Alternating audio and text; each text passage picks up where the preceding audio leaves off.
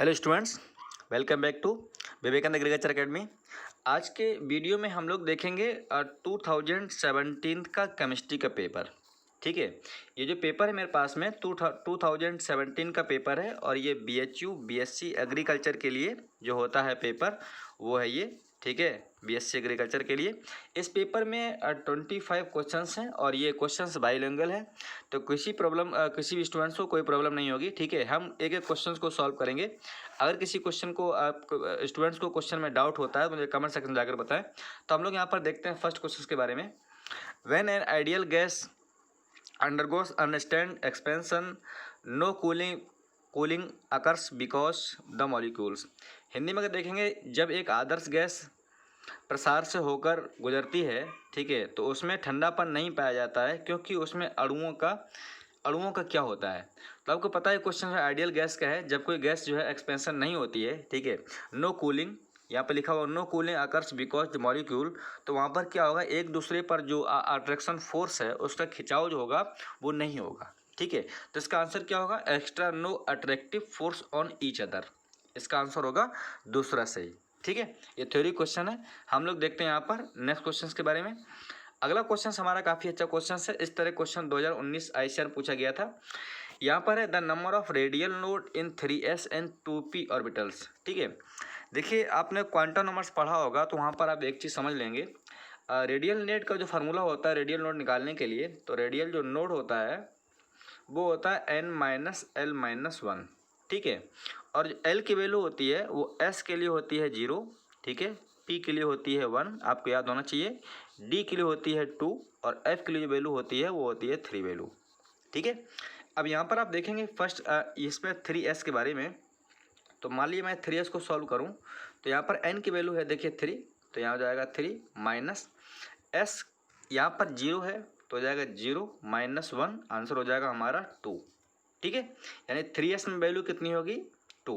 अब हम देख सकते हैं यहीं पर इसमें 2p में, तो यहाँ पर 2p में n की वैल्यू हो गई 2 माइनस, यहाँ पर देखिए l की वैल्यू कितना है p के लिए 1 है, तो 1 माइनस और फार्मूले में 1, तो यहाँ पर हो जाएगा 2 माइनस 2 इक्वल टू हो जाएगा 0। तो हमारा आंसर क्या हो जाएगा 2,0, यानी आंसर होगा हमारा फर्स्ट सही।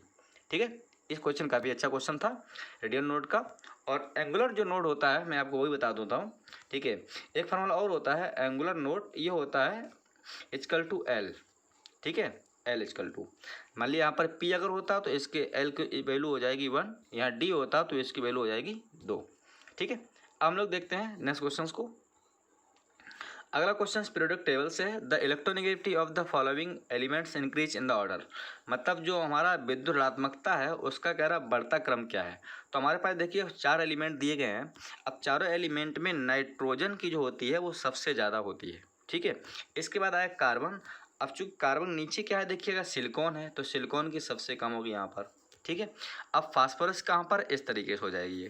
तो यहाँ पर ऑर्डर क्या बन करके आएगा हमारा देखिएगा, मतलब नाइट्रोजन, कार्बन और यहाँ पर फिर फास्फोरस। चूँकि इधर जब जाते हैं पीरियड में, ठीक है, पीरियोडिक टेबल में, तो लेफ्ट से राइट जाने पर इलेक्ट्रोनेगेटिविटी इंक्रीज करती है, तो यहाँ पर फास्फोरस ज़्यादा हो जाएगी। तो हमारा करेक्ट आंसर जो होगा वो यहाँ आंसर मैच करेगा, वो होगा तीसरा सही, यानी नाइट्रोजन की सबसे ज़्यादा होगी हाफ फील्ड कार्बन, फिर यहाँ पर फास्फोरस, फिर यहाँ पर क्या हो जाएगा सिलिकॉन। ठीक है, राइट आंसर हमारा थर्ड सही। अब अगला क्वेश्चन सच्चा है, अयुग्मित इलेक्ट्रॉन किस में होंगे देखिएगा। ठीक है, among the KO2 AlO2 minus BaO2 और NO2 प्लस अनपेयर इलेक्ट्रॉन पूछ रहा है, तो यहाँ पर आंसर होगा आपका KO2। ठीक है, चूँकि यहाँ पर पोटेशियम में 19 होता है, तो 19 ही एक अनपेयर नंबर है, तो जब अनपेयर नंबर होता है हम लोग उसको वहाँ पर ले सकते हैं, तो यहाँ आंसर हो जाएगा हमारा थर्ड करेक्ट। ठीक, अगला क्वेश्चन है बॉन्ड ऑर्डर केमिकल बॉन्डिंग से।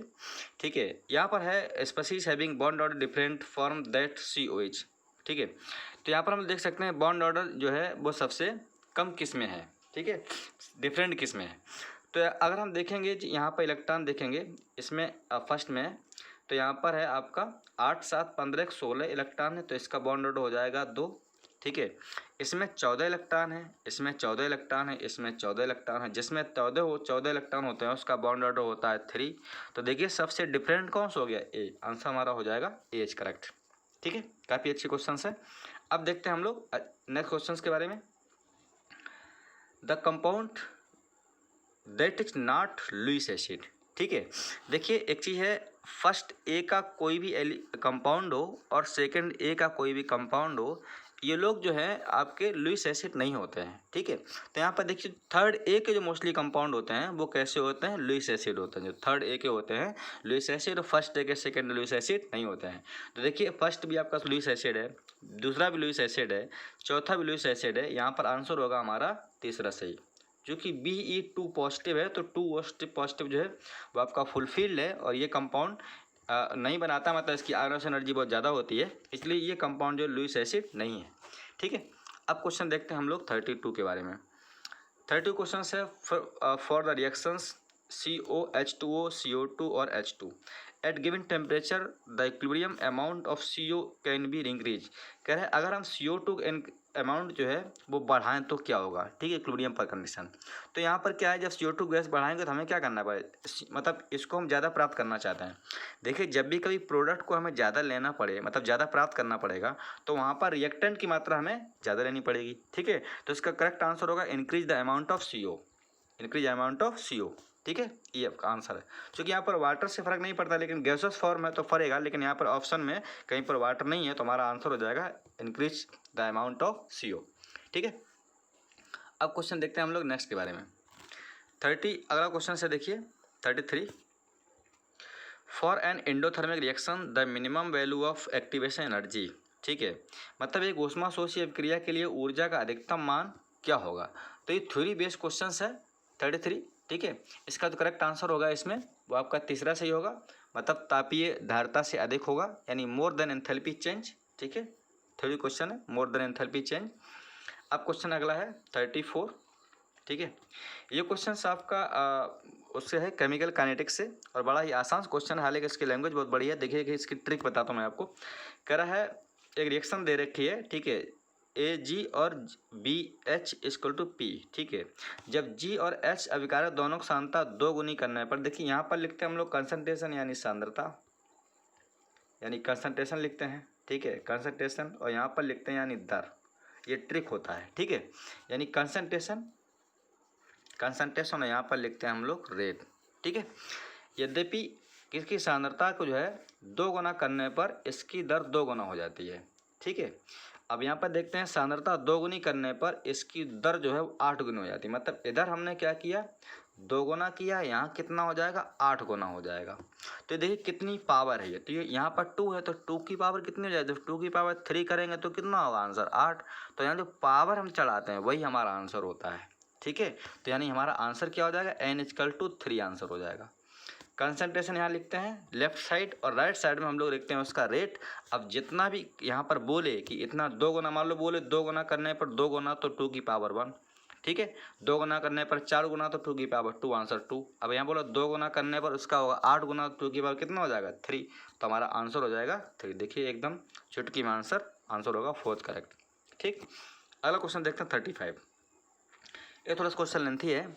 अब यहाँ पर कह रहा है isotonic 0.004 m NO2SO4 is isotonic with 0.04 m glucose, degree dissociation of NO2SO4 etch इतना है। ठीक है, एक्चुअली यहाँ पर जो वैल्यू दे रखी है हमें यहाँ निकालना पड़ेगा पहले आई फैक्टर, और जब आई फैक्टर जो निकालते हैं हम लोग वो होता है, देखिएगा IRT।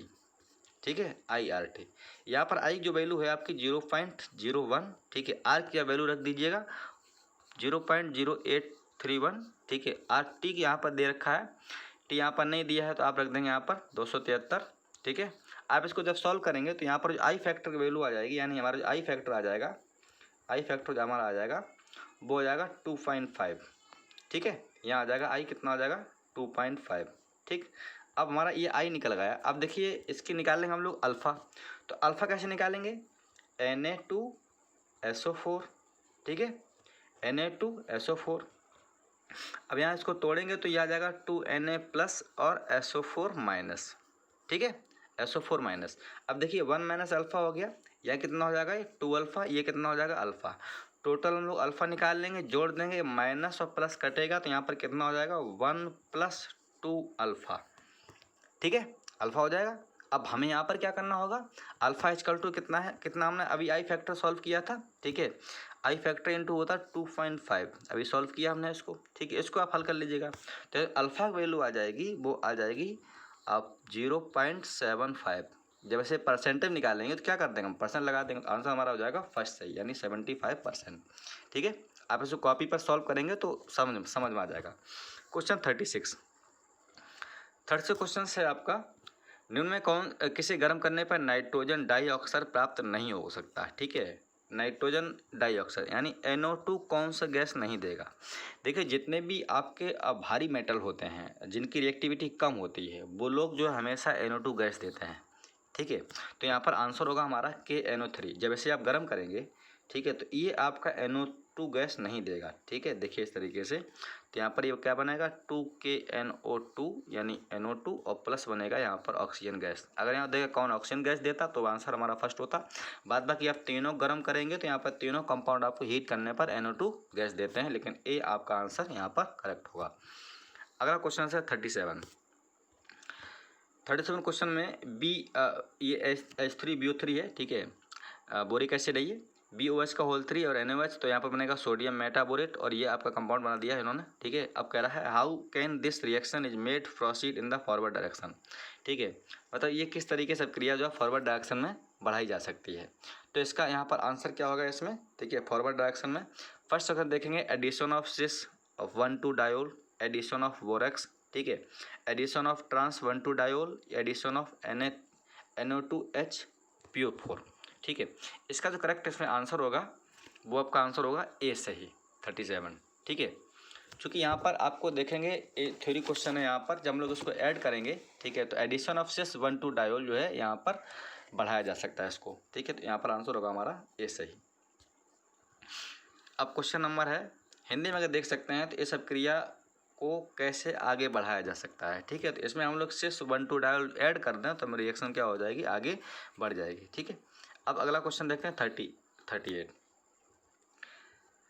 The bond present in N2O5। देखिए, चूंकि ये N2O5 दोनों नॉन मेटल्स हैं तो यहाँ पर ये कोवैलेंट कंपाउंड तो है ही, लेकिन यहाँ पर कोऑर्डिनेट बॉन्ड भी बनेगा। ठीक है, N2O कंपाउंड जो है यहाँ पर क्या होगा, कोऑर्डिनेट बॉन्ड भी बनेगा। इस तरीके से ये कोऑर्डिनेट बॉन्ड है, तो तरफ जो है कोवैलेंट बॉन्ड भी यहाँ पर है और कोऑर्डिनेट बॉन्ड भी बनेंगे, तो यहाँ पर होगा कोवैलेंट एंड कोऑर्डिनेट बॉन्ड। ठीक है, अगला क्वेश्चन से 39।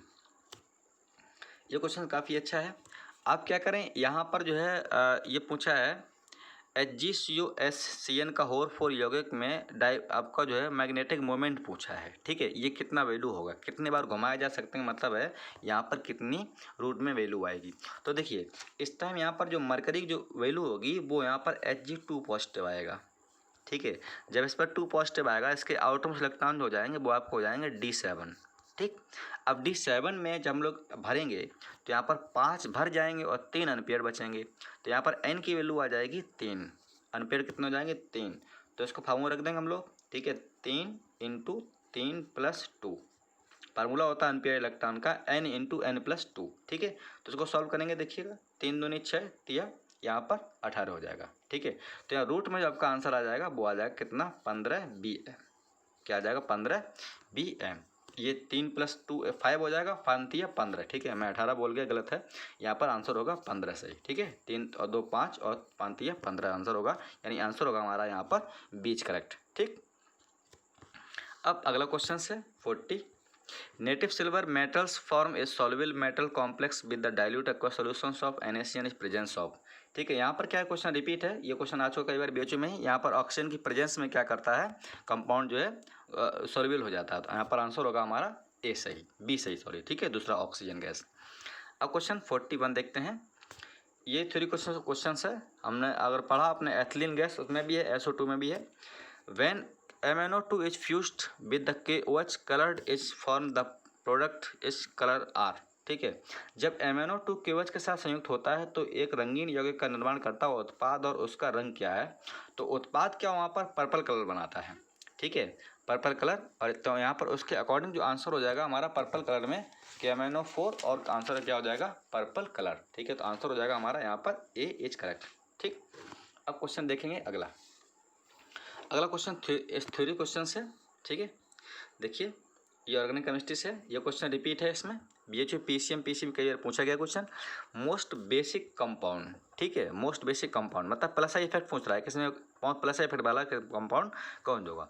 तो यहाँ पर चूंकि इसमें सभी एमीन्स हैं, देखिएगा बेंजिल एमीन है, एनलीन है, सभी एमीन है, लेकिन aliphatic amine are more basic than aromatic. अब एरोमेटिक सभी दिए गए, तो यहाँ पर एरोमेटिक बेंजीन में कौन से कंपाउंड में एल्किल ग्रुप लगा होगा, तो आंसर होगा हमारा ए सही, ठीक है। मतलब बेंजीन रिंग में किस कंपाउंड में यहाँ पर एल्किल ग्रुप लगा होगा, वो एल्किल कंपाउंड ज़्यादा ही आपका बेसिक होगा। अगला क्वेश्चन से ये नीट में क्वेश्चन आया था अभी, ठीक है। 2 हेक्साइन गिव्स 2 ट्रांस 2 हेक्सीन, मतलब आप हेक्सीन को जो है वो सिस और ट्रांस कंपाउंड में चेंज करने के लिए हम लोग क्या करते हैं, जब भी कभी हम लोग जो ट्रांस कंपाउंड में इसको चेंज करते हैं तो यहाँ पर क्या करते हैं लिक्विड अमोनिया, और अगर सिस में चेंज करता होता तो हम लोग यहाँ पर मिलाते हैं ये कंपाउंड, ठीक है। लेकिन इसका आंसर ट्रांस में चेंज करना हो तो आंसर ए, और जब सिस में चेंज करना हो इसको, ठीक है, तो आंसर हो जाएगा इसका बीच करेक्ट। इसको हम लोग बोलते हैं लिंडलार कैटलिस्ट, ठीक है।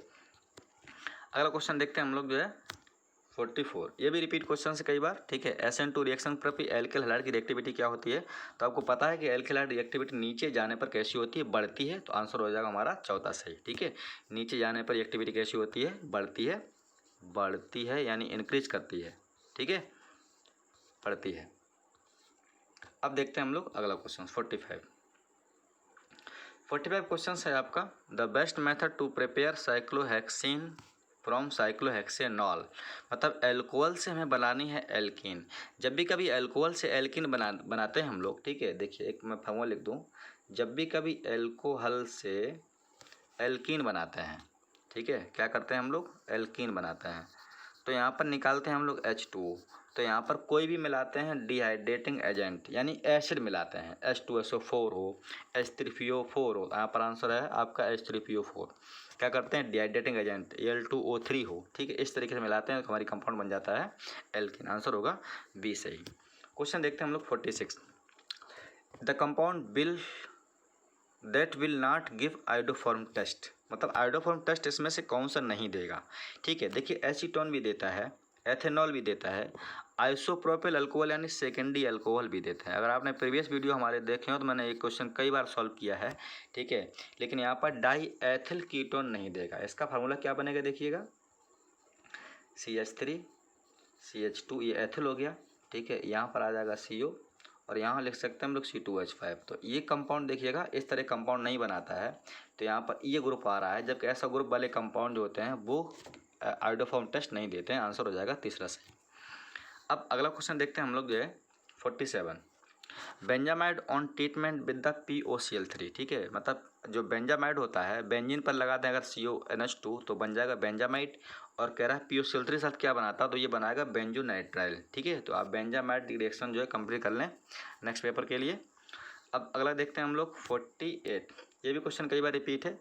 The compound that most reactive towards the electrophilic substitution, तो यहाँ पर होता है directly proportional two plus I effect, ठीक है। प्लस आई में जितना ज़्यादा ऑर्डर होता है वो क्या करता है इलेक्ट्रोफिलिक सब्स्टिट्यूशन सबसे ज़्यादा देता है, तो इसका आंसर होगा टोलुइन सही, ठीक है, टोलुइन सही।